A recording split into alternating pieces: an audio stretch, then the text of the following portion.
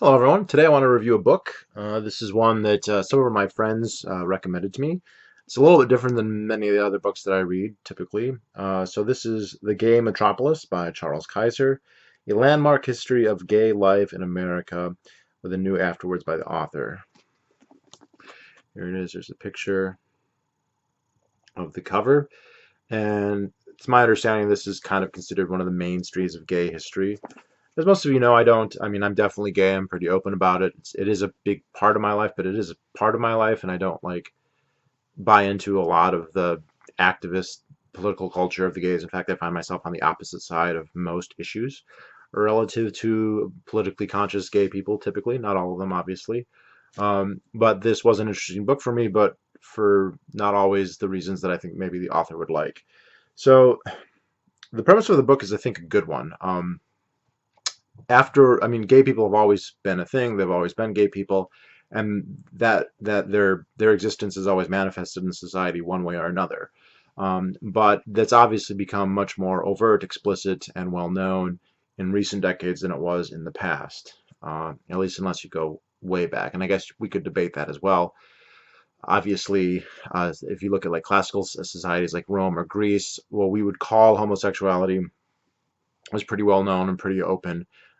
But there were so many other differences within those societies that it's maybe not that easy to transpose the way they thought about it or acted about it and the way we think about it or act about it today. But in the immediate past, in the 19th century, um, obviously there were homosexuals. We have evidence of this. They did things, but it wasn't quite as open.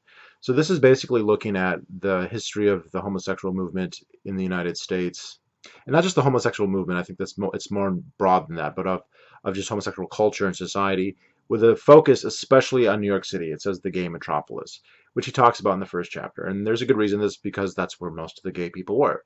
Um, and a very substantial gay community kind of formed in New York City and also San Francisco to a lesser degree after World War II.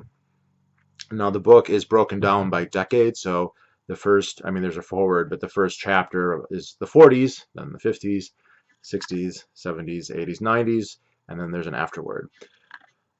One critique I would make of the book is that the author is a gay man, and if you go into this wanting to read about gay men, he's got a lot there. If you go into this thinking that it's going to cover lesbians, you're mistaken. And unfortunately, the author says that he's going to cover lesbians, and it's about gay, not just gay men, but homosexuality generally, which would include lesbians, and he does talk about them, but I'd say it's like 15% of the book is about lesbians. The way it's kind of covered as a series, there's a narrative, but he picks out lots of individuals. So he picks out well-known, famous gay individuals from the 40s or the 50s, and will give biographies about each of them and their experience, then kind of go into more general things. This is where gay people would meet in the 50s or the 60s, and this is how they would go about doing it, and this would be their experience. Way more attention is given to gay men than gay women, which is fine for me. I'm not interested in lesbians. But if you wanted to read this and learn about lesbians, lesbian culture, there's a little bit in there, but you would definitely feel like you were given short shrift, and you were given short shrift. And I think that it would have been made the book better if he had just been honest about that. I don't know what it is. There's this interesting thing where people want to say LGBT and they want to assume that they're the same thing, and obviously they are both homosexual, but and there might be a political motivation behind that, just the realization that each group is relatively small, but if they coalesce together, it's maybe twice as big. But gay men are not interested in women, and lesbian women are not interested in men, and sure they can be friends, and sure there is sure some genuine camaraderie there, but like I don't want to read about lesbians. I don't care about lesbians. I don't even care about straight women for the most part, and I don't think this author does either.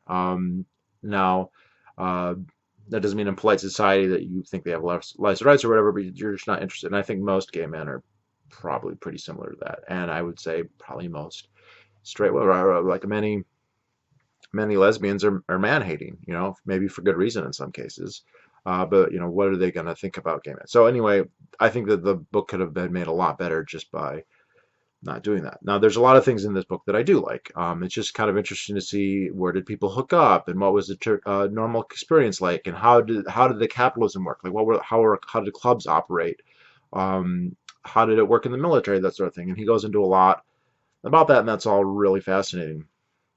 Another thing that I found really annoying about this book, though, and it's probably a consequence of having the previous book I read before this was Culture of Critique. So Culture of Critique is about the influence, the subversive, you could even say, influence of Jewish intellectual thought and Jewish cultural Judaism within the broader society. The idea there being that people who are Jewish, very often, if not always, certainly not always, either explicitly or subconsciously, have a worldview that is shaped by their Judaism, and that they have a kind of double standard where they assess everything else in a critical way, but not Judaism or Zionism. And that sometimes I mean, some political schools like the Frankfurt School, explicitly this is the case, right? That's a propagandistic ideology. That's entire point is to try and destroy all non-Jewish, whether it's churches, nationalism, family, everything. The idea that that will then make things safer for Jewish people. Now, is Charles Kaiser into the Frankfurt School? I don't know. He's Jewish though, and about it seems like maybe I'm getting this wrong, but half of the biographies he gives here, half of the people he talks about are Jewish. Now, granted, New York City does have a large Jewish population, and it would be silly to admit their experience from here, but and it wasn't just that he covered Jewish people. There was a lot about them being Jewish. He had whole asides about Zionism. He had whole asides where characters that he followed would go to Israel and take part in the Six-Day War and how great that was and how wonderful that was. A lot of them talked about, sometimes it was him saying this, and sometimes it was the people he interviewed saying this, but it wouldn't really make a difference for my argument either way, where they would say, well, the reason I'm for gay rights and the reason that I believe in this is because of my Judaism. There's a really interesting thing where he talks in the 50s. He talks about the creation of West Side Story. So West Side Story is probably the most famous musical in American history, I would say, easily enough. And it was basically a creation of Leonard Bernstein gets the most credit today because he wrote the music, but you also had Arthur Lawrence and Stephen Sondheim and one other one, and they were all gay. And so he talks about that, and you feel like the lead up is going to be, this West Side Story, this triumph of American culture is, for gay dudes, which it was. But then he says that it's actually their being gay had nothing to do with it. What was really important for the creation of West Side Story is that they were Jewish, and their identity as Jews is what made them so creative and what made them understand, the beauty of having an interracial love triangle. And not only does the author say that, he quotes some of the people, Bernstein and Sondheim, and maybe Lawrence as well, is saying the reason they wrote West Side Story, it's because they're Jewish. So in their minds, they're doing this because they're Jewish. Their insight is because they're Jewish. There's a lot in there. Well, they will critique quite regularly, Western religions, Christian religions, people outside New York. But then they will never criticize Zionism. They will never criticize Judaism. All that stuff is fine. That's good. Everything else is bad. Now, again, I don't think that he is in an explicit conspiracy. I don't think that he sat down with his rabbi and said, what do you want to do? But it does seem like many of these people grow up with the feeling, the intuition, the belief, whether subconscious or conscious, that everything non-Jewish is suspect relative to Judaism. That doesn't mean not everything that's not Jewish is bad. I wouldn't say that, but that it's inferior in some moral sense. The thing that you hear most often, I mean, among religious Jews, you have just straight up old school religious bigotry. We're the chosen people. You're not. We matter. You don't matter. The only blood that matters is Jewish blood. Non-Jewish blood is less than a snake, that sort of thing. That's obviously a thing as well. But even among secular Jews, there's this idea that Judaism is the light of the light among the nations, or light to the nations. Not totally dissimilar from some of the Calvinist teachings that went into the city on the hill, which you find in a lot of Puritan and American exceptionalism.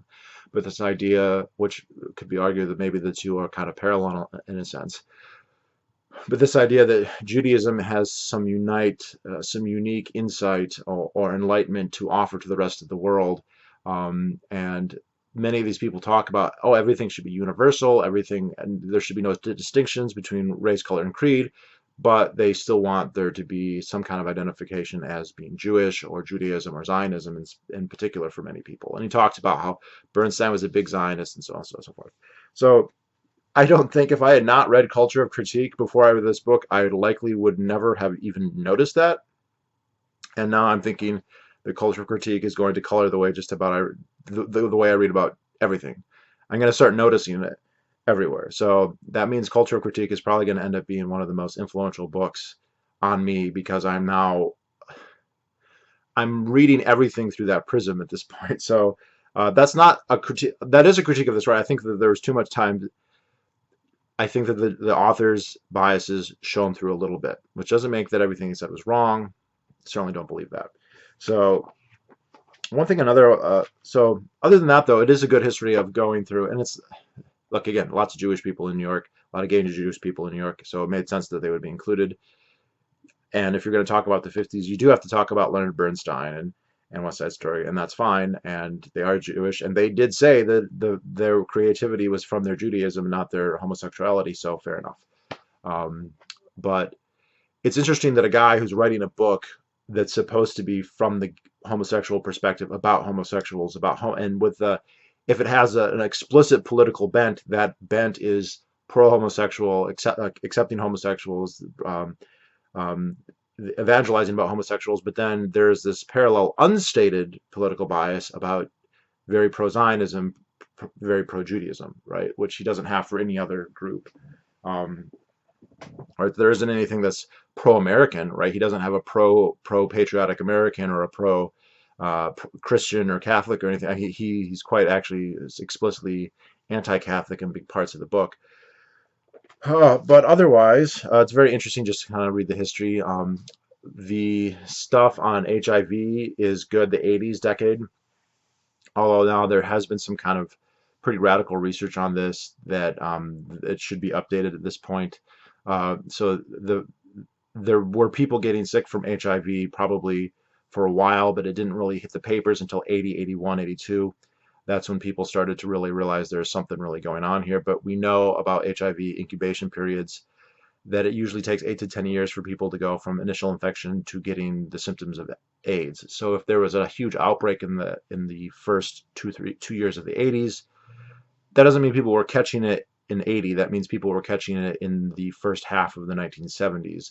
So there was a famous patient zero. I'm misremembering his name, but he was a French-Canadian flight attendant who flew around all over, and he could connect himself with the 250 first people to die of HIV or of AIDS in the United States. He had sexual contact either directly or one person removed with like 40 or 50 of them.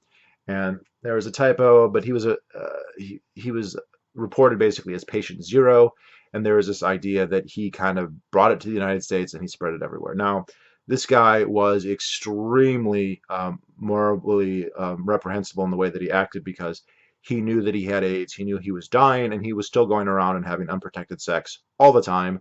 Sounds like a ton of unprotected sex, and to that he deserves condemnation. However, we now know that the virus had already been in New York City. They're positive now. They've done genetic tests. This is actually recently, within the last year, I think. They found a whole bunch of blood samples that were taken in the mid to late 70s not for HIV because that wasn't a thing people knew about at the time, but for like hepatitis.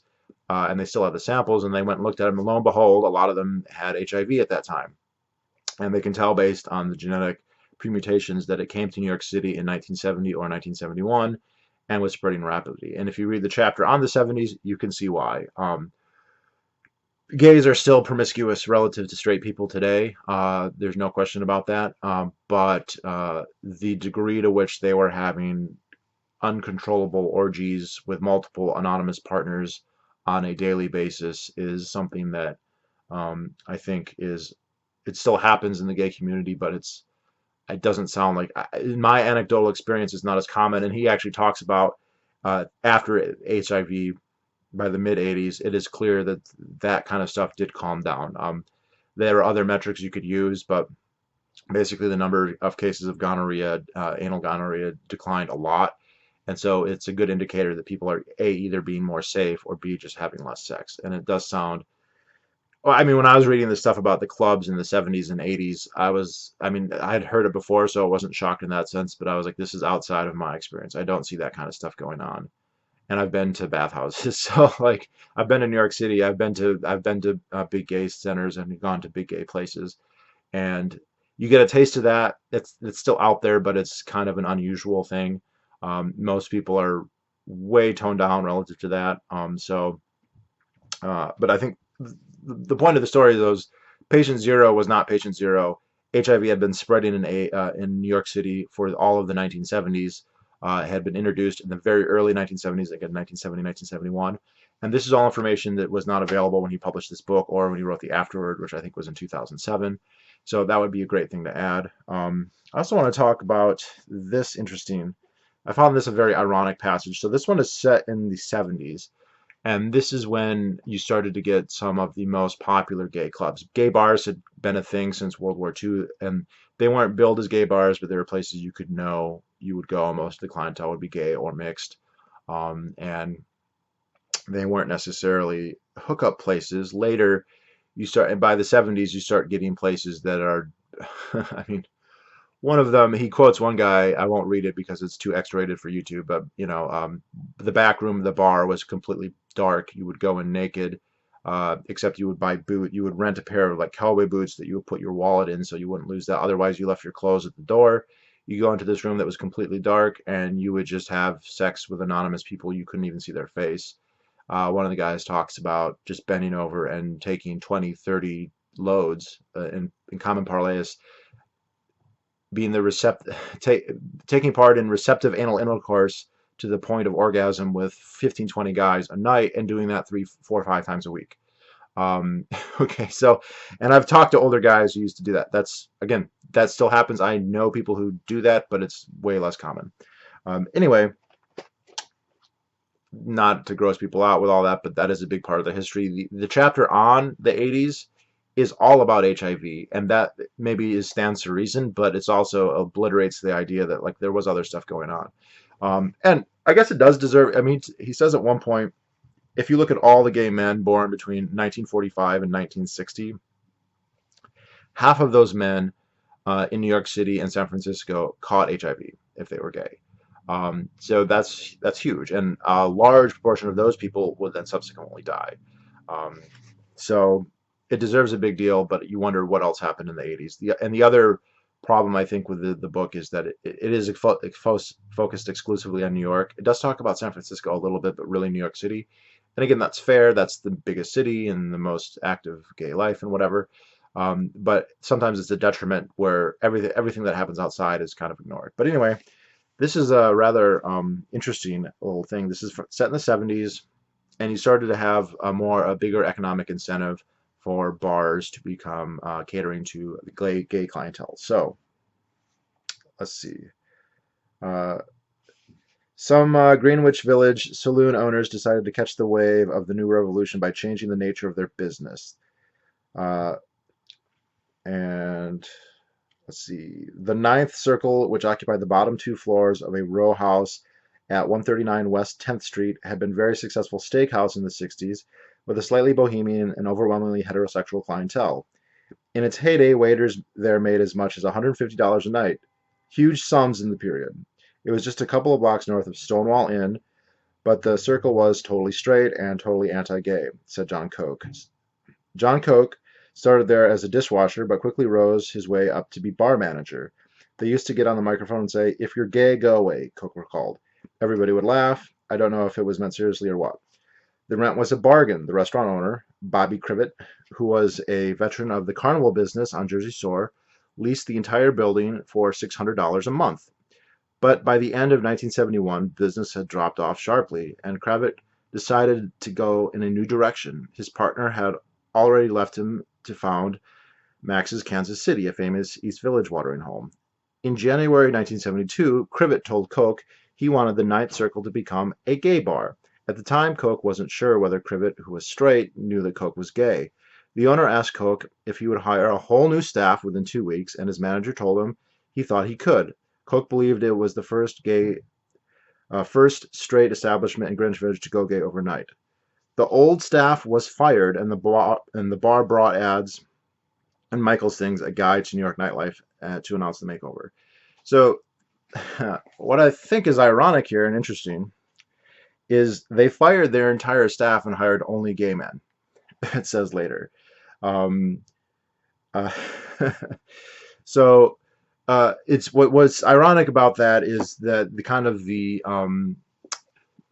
one of the articles of faith of the zeitgeist of politically active gay people today is the idea that the freedom of association doesn't exist for businesses, and that businesses should be forced not only to not discriminate against employees, but that they must serve gay customers. And yet, here we have a case where, because of capitalism, because of market demand by homosexual men with dollars to spend and goods and services they want, that a straight capitalist will fire his entire straight working staff and hire a gay staff to cater to gay needs. Right, so that's clearly discriminatory towards his employees. Right, if you were straight, you got fired. If you weren't attractive to the gay aesthetic, you got fired, and they went from there. And it's funny because I'm sure the author here, I didn't check, but I'm just going to assume because he was a big Clinton person. If he's still alive, he may not be. Um, that he would assume that you should be not only that a private company should be forced to serve a gay person, but that a private company could not possibly discriminate against its employees in any way. And yet he'll write something like that and probably never even occur to him that there's some irony there. And I think there's extreme irony there. Um, it's very interesting because we've now come full circle here where um, many leftists want freedom of association when they want to ostracize, disassociate, or shun conservatives or religious people or people that they don't like, but then they want hardcore laws criminalizing freedom of association and the right to discriminate or have discriminating views when you own a business or hire an employee. You can't have your cake and eat it too. It's all one or all the other. He didn't go into a debate about it there. He's just telling this story as kind of a funny anecdote or an illustrative anecdote. It's also pointing out, something that I think a few of them would have missed, but it was market demand that was making this happen. It wasn't a change in the laws. It wasn't that New York became suddenly more enlightened or anything like that. Um, so yeah, I thought that was a pretty fascinating thing. Like, as soon as I read it, I was a little bit bowled over. I'm like, there it is, right there. You're firing all your straight workers, and this is something that's still an issue. For those who don't know, dotted around the country, there are cities that are largely inhabited by gay men, right? There's certain neighborhoods in big cities. So in Chicago, it's called Boys Town. In New York City, there's a couple spots, but the area around Hell's Kitchen, 8th Avenue, places like that, very, very, very gay. And then there's even full cities that are gay. And there's one at the very tip of Cape Cod in Massachusetts called Provincetown, which I think it's like 80% of the people who live there are gay, and there's a whole bunch of gay clubs. And I've only been there once, and it was fun, but it's not really my scene. But there are a ton of gay people who go there and who live there. There's also a lot of straight people who like to go there, and there's actually been a recent kind of movement where bachelorette parties from Boston, you can take a ferry from Boston, you can drive there, but it's a little bit faster to take a ferry. But brides parties will take the ferry over to Provincetown and have like brides parties. So you have, the bride to be and all of her girlfriends will go and show up at a gay bar and start dancing and ruining it for all the gay men who really don't want them to be there. And yet they are in this place where, what are they going to say? You can't come here. We're discriminating against women. But that's exactly what they want to do. But unless they were advocates of the freedom of association for the Christian baker, then they're huge hypocrites to be discriminating against it now. This was the big, I mean, among my more erudite, urbanite gay friends, they would say stuff like, well, you can't discriminate based on homosexuality or on skin color because those are inborn things, whereas you can discriminate against somebody because of their political ideology, like say because they're a fascist, let's say, or they're a Nazi. You can discriminate on that. And it was, I mean, I don't know, there's a logical leap there of why you would be able to do that just because it's something that they chose, right? That's just kind of assumed. But being a girl is inborn as well. I guess some people would find that transphobic even to say that, but that's not, you don't choose to be a girl, you're born a girl. And so you shouldn't be able to discriminate on that, right? No, wrong. These gay guys don't want a bunch of Beckys coming into their gay club. They really don't. They're not interested. Ruins the party. So um, the book isn't a political tirade. It's more of a history. So I'm not going to call it out too much for the irony there, but it's something that I definitely noticed. The last thing I'll say is that the last chapter, again, that he redid and afterwards in 2007, this probably could stand to be updated. And it also, the whole chapter on the 90s kind of left New York and just talked about general court cases, the fight for gay marriage and that stuff, even though a lot of that stuff was happening in places like Hawaii or Texas, and wasn't directly happening in New York City or directly affecting New York City all that much. So there was an interesting shift there. Also, his biases politically are pretty obvious. Whenever he would talk very, very harshly about Republicans and say, oh, they show their true hands, they show their true evil. But then when he talks about Democrats, he either praises them or makes excuses. So he's a huge fan of Bill Clinton. In fact, I believe Charles Kaiser was in some way part of the Clinton administration. And he makes excuses for all of the anti-gay things that Clinton did, the don't ask, don't tell, the not ratifying gay marriage, that sort of thing, stuff that he said he promised he would do. He gave the impression. Also, very interesting. They talk about, you know, they would send a delegation and say meet Bill Clinton, and basically he would refuse to do any of the things that they wanted, but they were so beguiled by his charm that they walk away defending the guy. So this is something I've read about Clinton repeatedly, that he was very, very good at this, that he is very good at this. It sounds like he is one of the most manipulative and savvy people that you'll ever encounter. And I mean, I've seen him speak, and it's not in real life, but on television. You're like, yes, this guy is highly intelligent and very, very good at making you feel like he cares about you and that he's listening to you and that he's on your side, even if he's literally raping you. And you know, to the extent that which this guy would castigate Republicans, but then give Bill Clinton a free hand. And even it even says in the thing that well, he just charmed us and he beguiled us with his stellar social skills. Okay, you're acknowledging that, and then you're still giving him a pass. It sounds like you're failing to recognize the degree to which he has biased you. But anyway, if you're interested in the history of the homosexuality in the United States post World War II, it's definitely an interesting book. It does give you an interesting perspective, and I don't think the book is bad because of the biases necessarily, or wrong because it's not really making explicit policy prescriptions, but it does kind of illustrate that it's actually a nice illustration of how the biases of an author can come through. Since I think he admits his biases to an extent, they're not secrets. It's not really a problem. He's not claiming that this book is objective, and so neither should you think that it is. But otherwise, yeah, if you're interested in that topic, I think it's worth reading. Anyway, I think that's about all for now, and I'll talk to you all another day.